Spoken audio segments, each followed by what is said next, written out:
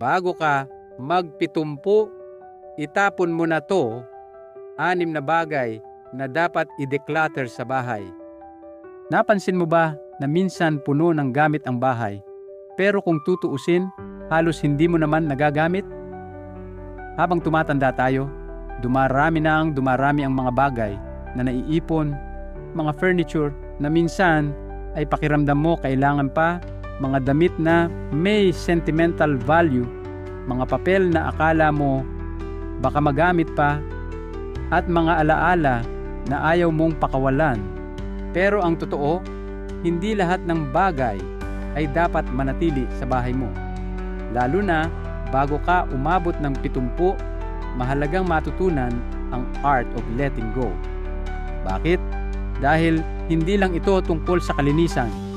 Ang decluttering ay tungkol sa peace of mind, tungkol sa kaligtasan, at higit sa lahat, tungkol sa simpleng pamumuhay na hindi ka mahihirapan. Kaya sa video na ito, pag-uusapan natin ang 6 na household items na dapat mong alisin bago ka magpitumpu. Bawat isa ay may dahilan, may kwento, at may aral. At siguradong pagkatapos nito, mai-inspire kang magsimula ng pagbabago sa sarili mong tahanan. Handa ka na ba? Tara, simulan natin. Una, lumang furniture na wala ng silbi. Alam mo ba, isa sa mga pinakakaraniwang dahilan kung bakit cluttered ang bahay ay dahil sa sobrang dami ng lumang furniture. Upuan na may sirana, mesa na halos hindi nagagamit, o aparador na puno pero di mo na maayos magamit. Minsan nga, mga furniture na ito ang dahilan kung bakit hirap kang gumalaw, at kung minsan, delikado pa, lalo na kung masikip na ang bahay. Kwento ni Mang Frank, 74. Dati cozy ang bahay niya, pero habang tumatagal, parang lumiliit at bumibigat ang pakiramdam. Dumalaw ang anak niya at napansin, "Tay, bakit may 5 silya dito? 2 lang naman ang ginagamit." Napaisip si Mang Frank, kaya unti-unti niyang inalis ang hindi na kailangan. Ang silyang luma at laging gumagalaw. Out. Yung sobrang lamesa na nakaharang sa daan, tinanggal. Ang resulta, mas open ang sala, mas madaling maglinis, at mas ligtas siyang kumilos. Alam mo ang sabi niya, para akong nakahinga ng maluwag. Lesson, hindi sukatan ng pagiging cozy ang dami ng gamit. Minsan, mas konti, mas masarap sa pakiramdam. Kaya tanong ko, may furniture ka bang hindi mo na nagagamit pero ayaw mong pakawalan? Baka panahon na. Ikalawa, mga damit na hindi na sinuot ng matagal. Sino dito ang may closet na halos sumasabog na sa dami ng damit? Pero pagdating sa araw-araw, paulit-ulit lang ang ginagamit? Guilty tayong lahat dito. Kasi ang mga damit, madalas may kasamang memories. Gaya ng gown na sinuot mo sa kasal ng anak mo, o polo na gamit mo nung unang trabaho mo. Pero isipin mo, ilang taon nang nakatambak. At higit sa lahat, kumukupas na ang mga tela, at minsan, hindi na bagay sa lifestyle mo ngayon. Kwento ni Linda, 72. Sa dami ng choices, araw-araw siyang na-frustrate kasi hindi naman lahat ay comfortable. May mga damit pang hindi nakasya. Isang araw, nagdesisyon siya. Nilabas lahat ng laman ng closet at gumawa ng 3 piles. Ginagamit, hindi nakasya, at tinatago lang. Ang pinakamahirap, yung pile na just in case. Pero nung natutunan niyang i-let go, mas naging simple ang buhay niya.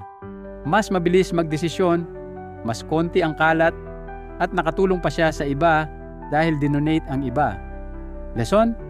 Ang closet ay dapat sumasalamin sa kung sino ka ngayon, hindi kung sino ka noon. Kaya kung hindi nakasya, hindi na comfortable, o hindi mo na sinuot sa loob ng ilang taon, baka dapat nang ipamigay. Third, expired na gamot at lumang toiletries. Isa sa mga pinakadelikado pero madalas baliwalain, expired na gamot at toiletries. Bakit nga ba natin tinatabi ang mga yan? Dahil baka magamit pa o baka sayang? Pero ang hindi natin napapansin, pwedeng magdulot ng peligro. Kwento ni Mang Robert, 75. Akala niya maayos ang medicine cabinet niya. Pero nang naghanap siya ng band-aid, nakita niya puro expired na gamot, lotion na halos bato na, at skincare product na hindi niya nagamit. Ang totoo, ang expired na gamot, wala ng bisa at delikado pa. Yung toiletries naman, gaya ng lotion, sunscreen, at perfume, may shelf life din.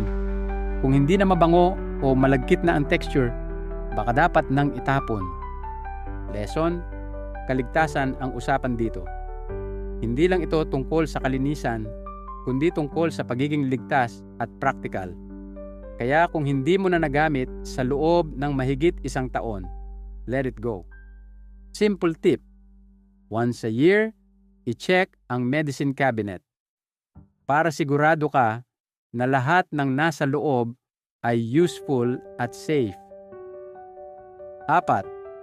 Tambak na papeles at dokumento. Siguro isa ito sa pinaka-stressful na clutter. Papel, bills, resibo, lumang contracts, manuals ng appliances na wala na sa bahay. Lahat yan iniipon kasi baka sakaling magamit. Pero ang ending, tambak. Si Aling Barbara, 73, may filing cabinet ng papers mula pa dekada 80s.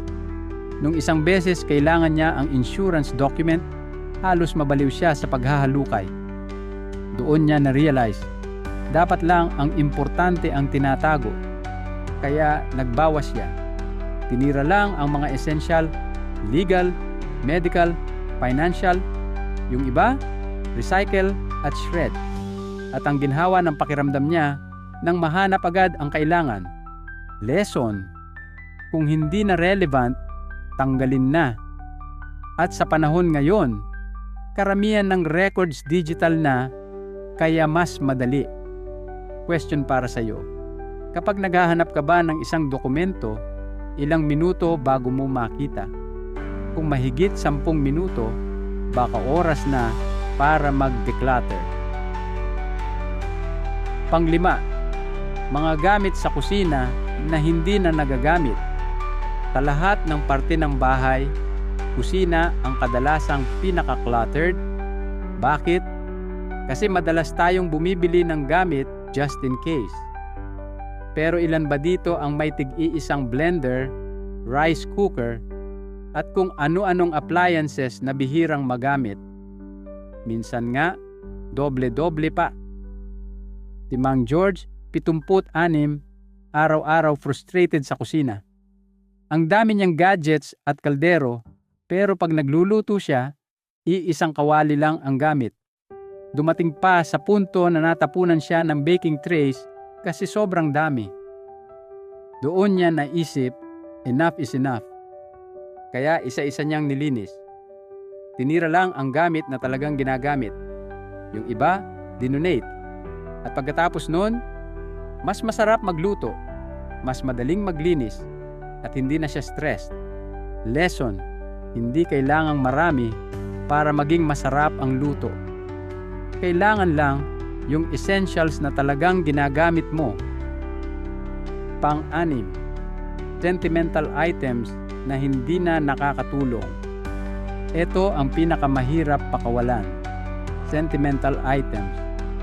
Mga sulat, old gifts, souvenirs, kahon ng alaala mula dekada-dekada. Ang problema, kapag sobra na, nagiging pabigat. Si Helen, 78, may storage unit na puno ng kahon-kahong alaala. Nung lumipat siya sa mas maliit na bahay, wala na siyang mapaglalagyan. Ang hirap niyang magdesisyon kasi feeling niya kapag tinapon, mawawala ang memories. Pero natutunan niya, memories don't live in objects, they live in the heart. Kaya tinira lang niya ang pinaka-special. Wedding album, ilang sulat, ilang souvenirs. Yung iba, pinicturan niya bago pakawalan. Resulta, mas magaan ang bahay. Mas masaya siyang nakatira sa present kaysa mabigat sa past. Lesson, hindi kailangan ng kahon ng bagay para maalala ang isang tao o event. Pipiliin mo lang ang pinakamahalaga at hayaan mo na ang iba. Kaya mga kaibigan, bago tayo umabot ng 70, napakahalaga na marunong tayong magbawas. Hindi ito tungkol sa pagkawala. Ito'y tungkol sa pagkakaroon ng mas maaliwalas na bahay, mas magaan na katawan at isip, at mas malaya na pamumuhay. Isipin mo, bawat gamit na tinatanggal mo ay dagdag na space, dagdag na peace of mind, at dagdag na kalayaan para sa mas mahalagang bagay, pamilya, kalusugan, at kasiyahan. Kaya tanong ko sa iyo, sa 6 na ito, alin ang pinaka-guilty ka? Furniture ba? Damit? Gamot? Papeles? Gamit sa kusina? O sentimental items? I-comment mo sa baba kung alin ang uunahin mong alisin, dahil baka ito na ang simula ng mas simple at mas masayang buhay para sa iyo. Kung nagustuhan mo itong video, please like, share, at subscribe para mas marami pang seniors at pamilya ang ma-inspire. Maraming salamat sa panunood at magkita-kita tayo sa susunod na video. Tandaan, mas konti ang gamit, mas malaya ang buhay. Maraming salamat po sa inyong panunood. Sana ay may napulot kayong aral at inspirasyon. Huwag kalimutang mag-subscribe at samahan kami muli sa susunod na video.